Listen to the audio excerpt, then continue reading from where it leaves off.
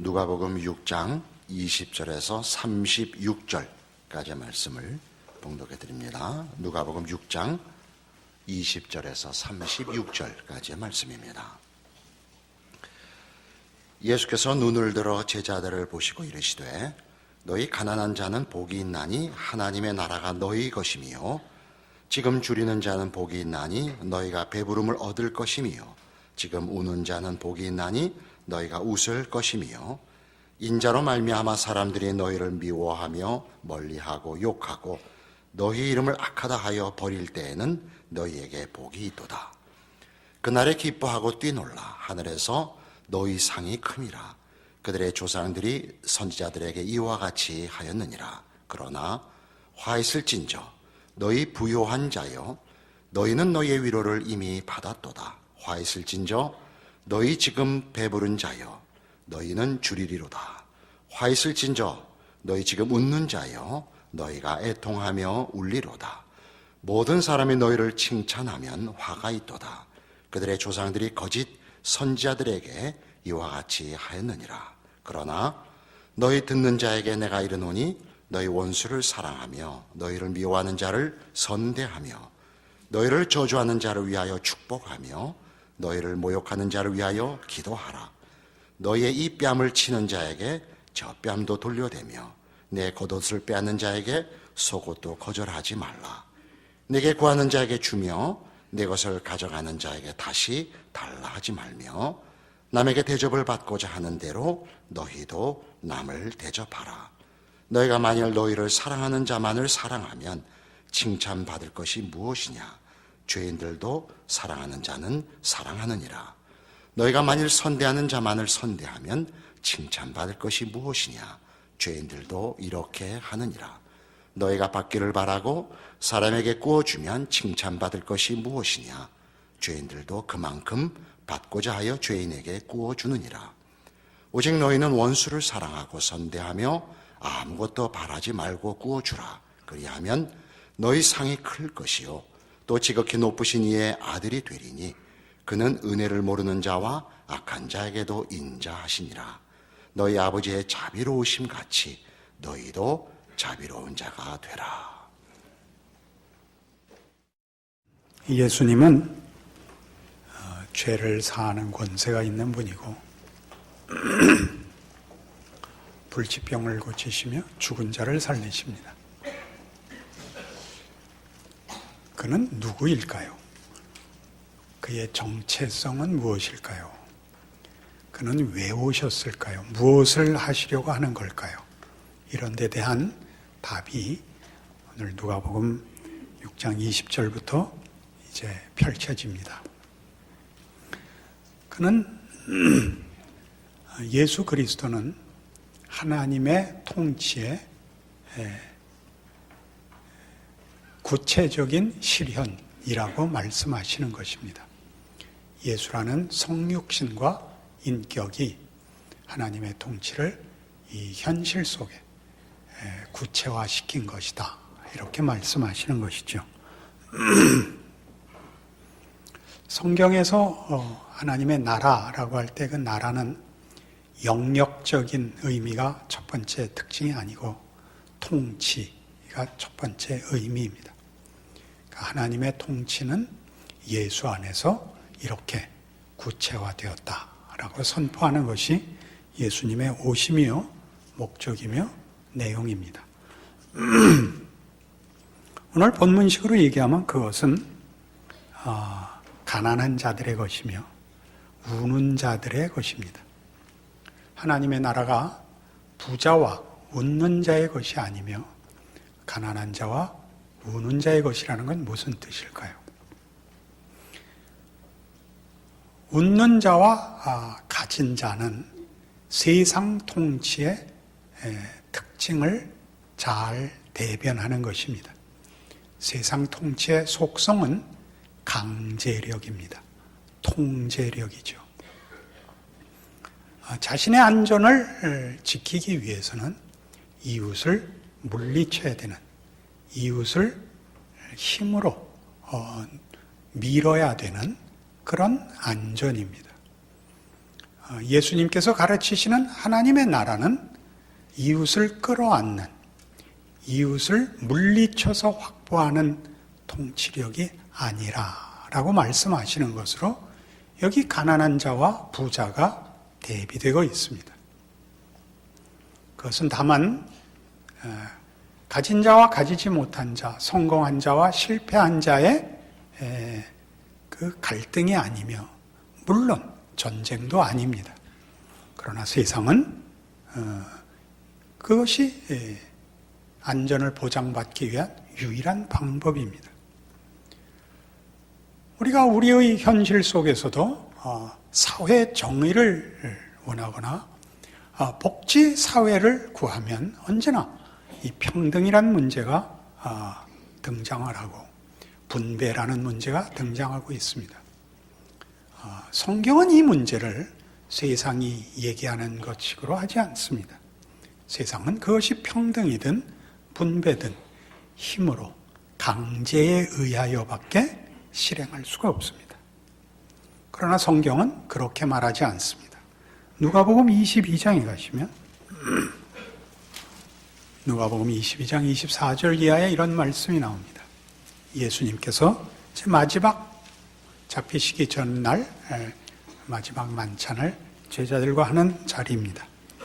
또 그들 사이에 그중 누가 크냐 하는 다툼이 난지라. 예수께서 이르시되 이방인의 임금들은 그들을 주관하며 그 집권자들은 은인이라 칭함을 받으나 너희는 그렇지 않을지니 너희 중에 큰 자는 젊은 자와 같고 다스리는 자는 섬기는 자와 같을지니라. 앉아서 먹는 자가 크냐 섬기는 자가 크냐. 앉아서 먹는 자가 아니냐.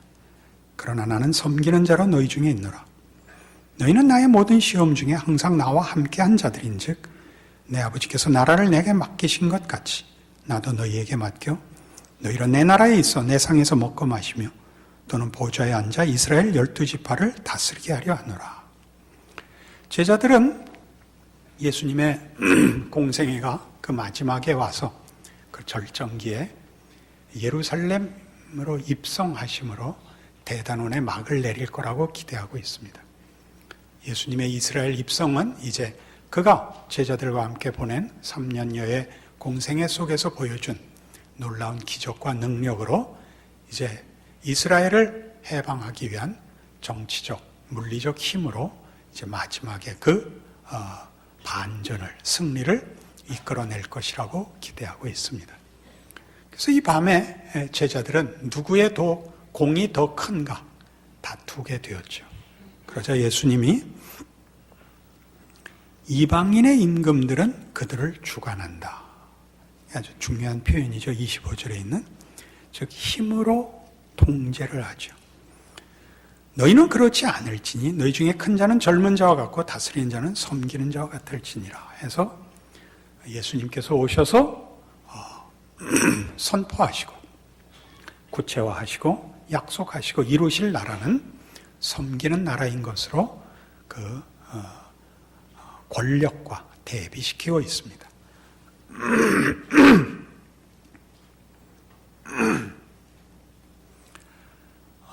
예수님을 통하여 하나님께서 이루시려는 나라는 섬기는 나라인데 우리가 보면 그것이 얼른 납득이 되질 않습니다. 우리가 아는 현실은 평등과 정의를 위해서는 보다 더 큰 힘이 필요하다는 것을 현실 속에서 우리 모두가 경험하고 있기 때문입니다. 그러나 성경이 가르치듯이 이 문제는 매우 중요한 자체 결함을 갖고 있습니다. 우리가 정의를 위하여, 평화를 위하여 누구를 강제해야 된다는 것은 그 정의와 평화가 진리 위에 서 있지 못함을 반증하고 있습니다.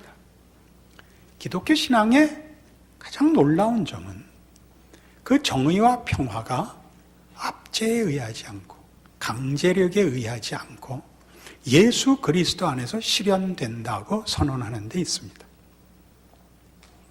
우리는 이 세상 속에 살면서 우리의 안전은 늘 힘에 의한 것입니다. 우리는 이웃과 경쟁하고 있고 이 세상을 살아내기 위해서는 더 많은 안전을 보장할 만한 힘을 가져야 된다라는 현실에 물들어 있습니다. 그러나 예수님은 그렇게 가르치지 않습니다. 진정한 자유란 힘에 의한 자기 보호가 아니라 진리 위에 있는 것이라고 요한복음 8장에서 선언하시죠. 진리를 알지니 진리가 너희를 자유케 하리라.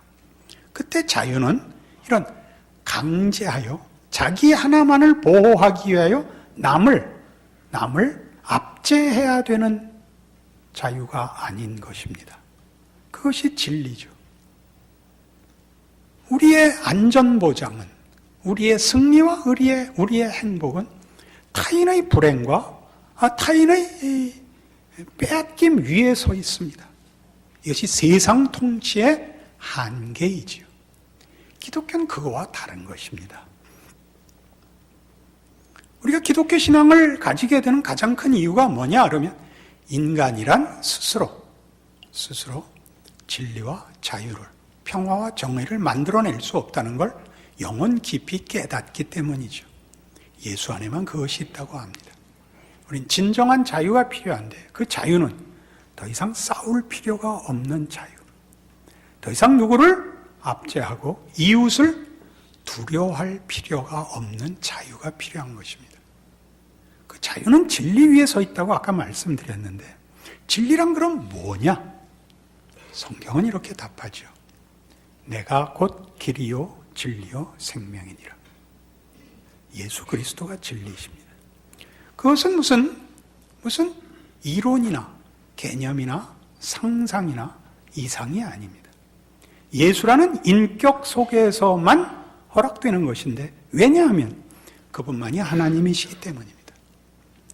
그분이 이 세상을 만들어내고 우리가 아는 어떤 과학적인 법칙이나 도덕이나 어떤 상식이나 어떤 아름다움이나 어떤 깨우침을 만드신 창조주로서 그것을 다 하나로 묶으실 수 있는 진리의 능력의 하나님이시기 때문입니다. 이것이 기독교 신앙의 가장 중요한 본질이죠. 그래서 성경은 우리에게 무엇을 가르치느냐 하면 요한복음 13장 34절에 나오는 33절과 34절에 나오듯이 서로 사랑하라. 이것이 새 계명입니다. 예수님께서 제자들에게 마지막 부탁을 하시죠. 새 계명을 너희에게 주노니 서로 사랑하라. 너희가 서로 사랑하면 이로써 모든 사람이 너희가 내 제자인 줄 알리라. 그건 뭘까요? 예수를 믿는다는 뜻은 예수 안에만 진리가 있고 자유가 있고 정의가 있고 평화가 있다는 것을 우리가 선언하는 것입니다. 이 문제가 오해되면 우리는 기독교 신앙이 또 다른 하나의 힘이 됩니다. 우리가 마태복음 5장에서 7장까지 있었던 산상설교를 다룰 때 이 부분을 서기관과 바리새인의 의와 대비하여 보았습니다. 예수님께서 산상설교 속에서 이 말씀을 하나님의 의로 소개하시면서 너희의 의가 서기관과 바리새인의 의보다 낫지 않으면 결단코 하나님의 나라에 들어갈 수 없다고 선언하십니다. 하나님의 통치에 들어갈 수 없습니다. 서기관과 바리새인의 의란 옳은 것이지만 이웃을 아직도 압제하는 의인 것입니다. 사랑한다는 건 뭐죠? 상대방이 경쟁 대상이 아닌 것입니다. 상대방을 압제할 필요가 없습니다. 고린도전서 13장에서 보는 사랑의 모든 정의를 보십시오. 사랑은 능력도 열정도 아닙니다. 사랑은 오래 참는 것이고 사랑은 무례히 행치 않는 것이고 사랑은 성내지 않는 것이며 사랑은 믿고 바라고 견디는 것입니다. 이것이 하나님 나라의 통치이죠. 그럼 우리는 사실은 어느 시대나 그랬던 것 같이 기독교 신앙의 핵심을, 기독교 신앙인 된 정체성을 믿음이라는 말로 또 다른 하나의 권세로 갖고 싶습니다. 누구나 그렇게 시작을 하죠. 예수를 믿었으니 이 문제를 해결해 주십시오. 예수를 믿었으니 나를 이 고통에서 구해 주십시오. 예수를 믿었으니 나로 머리가 되게 하고 꼬리가 되지 말게 하옵소서. 거기에는 어쨌든 하나님이 유일한 통치권자라는 고백이 묻어 있기 때문에 전혀 무가치하지는 않습니다. 그러나 그 고백 속에 우리도 모르게 현실을 살면서 배우는 이 유혹과 위협, 세상의 시험 앞에 사실은 타협하곤 합니다. 우리는 우리의 신자된 증거가 힘으로 증거됐으면 싶습니다. 이웃에게도 증거되고 싶고 자신에게도 증거되고 싶습니다. 내가 예수를 믿었으니 나를 만족시켜 주십시오 라고 자기도 모르게 하나님 앞에 강요하고, 세상 앞에서도 예수 믿는 것이 십자가와 상관없이 공감을 불러일으키기를 원합니다. 그래서 교회는 당연히 그래야 되지만 구제나 봉사가 예수 그리스도를 믿는 사랑이라는 본질적 근거에서 흘러나올 수도 있는 만큼이나 십자가 없이 기독교가 유익한 존재라고 세상에 소개를 받고 싶어 합니다. 우리가 오늘 다루는 이 내용 속에서 강조되는 것 같이 우리는 이것이 세상 권력과 다릅니다. 그러나 우리는 세상 권력적입니다.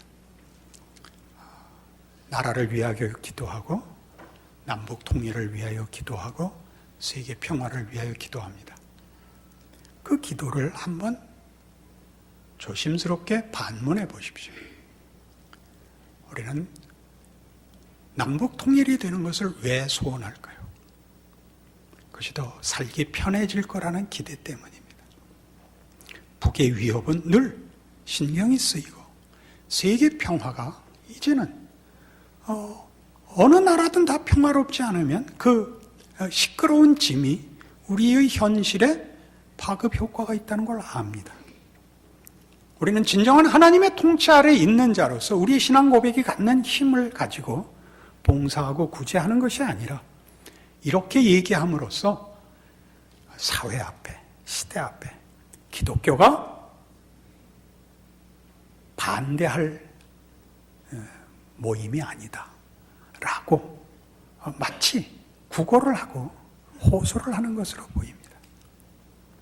그러니까 우리의 신자된 인생은 그런 것들, 누구나 알아들을 수 있는 것으로 우리의 신앙이 소개되어야 한다는 기본적인 책임과, 아니 그것과 다른 근본적인 본질에서 세상 사람들 앞에 우리가 이해될 수 있다는 것을 혼용하고 있는 셈입니다. 그리하면 여러분의 신앙생활은 그 정체성을 제대로 드러낼 수 없습니다. 로마서 12장에 가시면 신약성경 256페이지 로마서 12장 14절 이하를 봅시다. 너희를 박해하는 자를 축복하라. 축복하고 저주하지 말라. 즐거워하는 자들과 함께 즐거워하고 우는 자들과 함께 울라. 서로 마음을 같이 하며 높은 데 마음을 두지 말고 도리어 낮은 데 처하며 스스로 지혜 있는 채 하지 말라. 아무에게도 악을 악으로 갚지 말고 모든 사람 앞에서 선한 일을 도모하라. 할 수 있거든 너희로서는 모든 사람과 더불어 화목하라.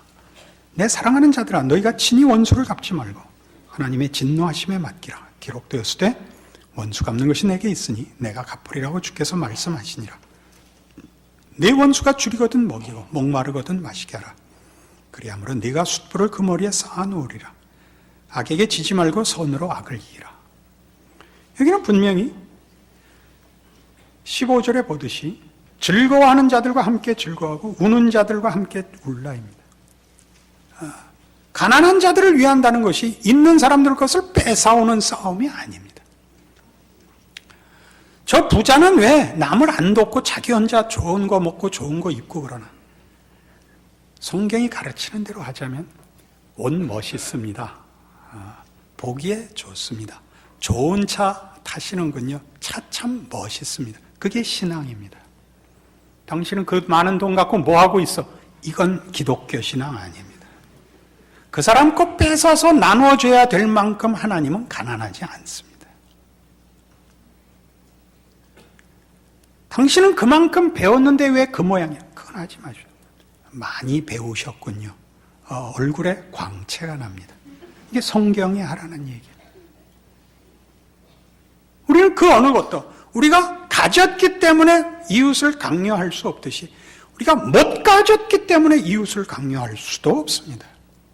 우리의 답은 모두 예수 안에만 있습니다. 만일 그것을 항복하지 못한다면 여러분의 신앙은 아직 먼 것입니다. 억울해서 예수님을 만난 것은 다행한 일이지만 예수님이 그 억울함을 그런 식으로 풀어주는 분은 아니다라고 성경으로 분명히 확인하셔야 됩니다.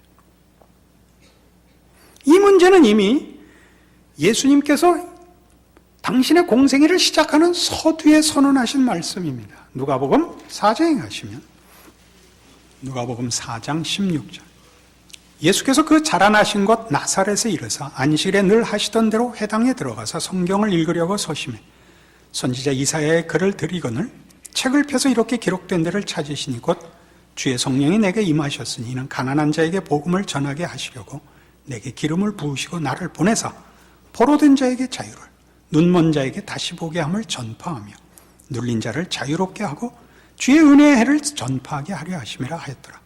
책을 덮어 그 맡은 자에게 주시고 앉으시니 회당에 있는 자들이 다 주목하여 보더라. 이에 예수께서 그들에게 말씀하시되 이 글이 오늘 너희 귀에 응하였느니라 하셨습니다. 예수님이 오심으로 하나님의 통치는 이 땅에 시작되었습니다. 그러니까 우리 모두 예수를 믿는 사람들은 자신의 생애에서 예수를 믿는 믿음과 함께 하나님의 통치 안으로 부름을 받는 것입니다. 우리는 더 이상 권력의 통치 아래에 있지 않습니다. 예수 안에서 하나님의 통치 아래에 있습니다. 그 통치는 진리와 생명 위에 서 있으며 진정한 자유로움을 우리에게 허락합니다. 우리는 더 이상 원수를 만들 필요가 없습니다. 오늘의 본문이 그것이죠. 가난한 자와 부자로 대비됐던 이 통치는 결국 어디로 이어졌느냐 하면 너희 원수를 위하여 기도하라였습니다. 우리는 우리를 위하여 원수를 만들 필요가 없습니다. 우리 이웃은 우리의 필요를 생산해내지도 못하고 우리를 도와줄 수도 없고 그러니까 빼앗아 갈 수도 없는 존재들입니다.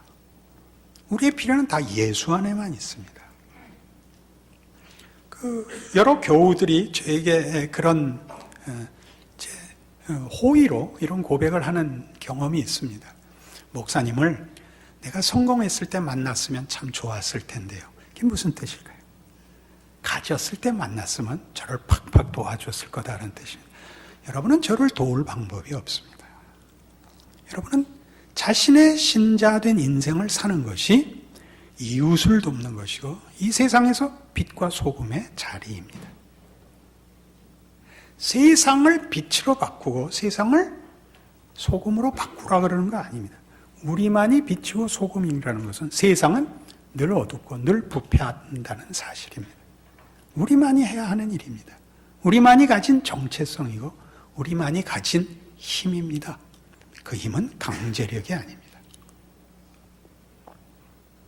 이걸 살면서 배우죠.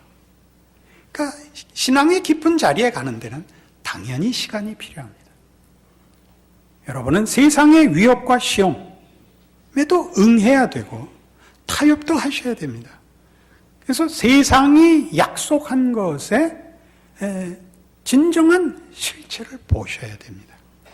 그것이 답이 없다는 걸 보셔야 됩니다. 그리고 예수 안에 있는 것이 얼마나 큰 것인가를 아셔야 됩니다. 성경식으로 얘기해서 내 인생과 운명을 예수를 믿는 것으로 내가 다 손해를 봐도 좋다라는 자리로 우리를 확인하지 않는 한 이 신앙은 온전하게 힘을 발휘하지 못합니다.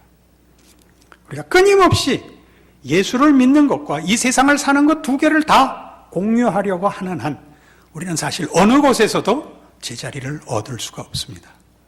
그걸 확인하는데 시간이 걸립니다.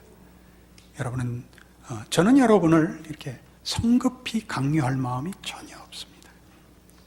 그러나 혹시 여러분 마음속에 이 문제를 자기도 모르게 마음속에 적당히 타협하고 살고 있다면 그것은 끝까지 갈 수 없다는 것만은 분명하고 늘 분노하게 됩니다. 현실에 대해서 분노하게 되고 하나님에 대해서 분노하게 됩니다. 예수를 믿는데 몰라주는 세상도 섭섭하고 그 승리를 주시지 않는 하나님도 섭섭합니다. 예수 안에서 주어진 진실한 신자된 정체성, 그 특권이 무엇인지를, 즉 예수 안에서 구체화된 하나님의 통치의 내용을 여러분들이 여러분의 존재와 삶에서 제대로 이해하지 못하면 그것을 대신할 다른 방법은 없습니다. 그것이 오늘의 성경의 증언입니다. 그래서 아까 봤던 우리 로마서 12장의 결론에 있었던 것 같이 악에게 지지 말고 선으로 악을 이기라는 것은 악을 힘으로 갚을 수 없다는 뜻입니다. 여러분의 억울함을 힘으로 보복하거나 힘으로 보상받을 수 없습니다. 예수님께서 기꺼이 십자가를 지신 것 같이 우리는 그 뒤를 따르는 것으로 우리가 가진 것을, 즉 원수를 만들지 않고 원수를 보복하지 않는 것으로 평화를 누리며 진정한 인생을 산다는 것을 아셔야 됩니다. 그 진정한 인생과 인간성이 있습니다. 그것보다 현실이 더 급하면 여러분은 잠깐 신앙을 유보하는 수밖에 없습니다.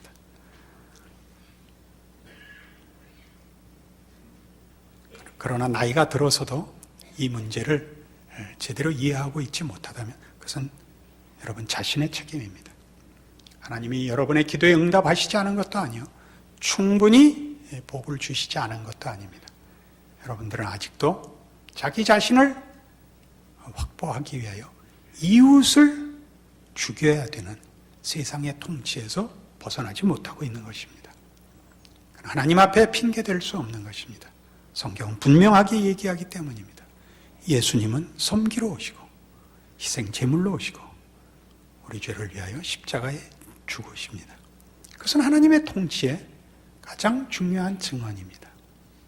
그 내용을 그 이상 다른 것으로 표현할 수 없는 구체적이고 역사적인 하나님의 증언입니다. 그것이 여러분들의 신앙 고백을 이 세상을 이기는 힘으로 여러분의 신앙과 인생과 존재에 가장 중요한 믿음과 힘이 되기를 바랍니다. 기도하십시다. 하나님 아버지, 우리가 오늘 확인한 예수님 안에서의 하나님의 통치, 우리를 죄와 사망에서 구원하시고 이웃과의 불화에서 구원하시고 원수 맺는 것과 보복하는 것에서 구원하신 하나님의 진정한 자유와 평화와 정의, 우리에게 허락된 생명 확인했습니다. 우리가 예수를 믿는다는 것은 우리 인간이 다만 자기를 위하여 살고 자기가 이기기 위하여 남을 잡아먹을 수는 없다는 저 깊은 영혼의 갈증에서부터 비롯된 것입니다. 이것을 채울리는 하나님밖에 없습니다. 예수 안에서 하나님의 사랑, 하나님의 자유, 우리가 만났습니다. 십자가를 지신 예수 안에서 진정한 평화와 정의를 봅니다. 우리로 그리 살게 하시옵소서. 악에게 지지 말고 악으로 악을 갚지 말고 선으로 악을 이기고 우리의 삶을 그리스도 예수 안에서 하나님의 자녀로 승리케 하시옵소서. 매일의 삶을 믿음으로 승리하게 하시옵소서. 지금은 우리 주 예수 그리스도의 은혜와 하나님 아버지의 극진하신 사랑과 성령님의 교통하심이 예수를 믿노라고 고백한 우리의 고백과 우리의 신자된 정체성과 책임과 특권과 자랑이 무엇인가 주의 말씀으로 확인하고 믿음의 순종을, 믿음의 인내를, 희생과 섬김을 약속하고 돌아가는 심령들 위해 영원토록 함께 있을지어다. 아멘.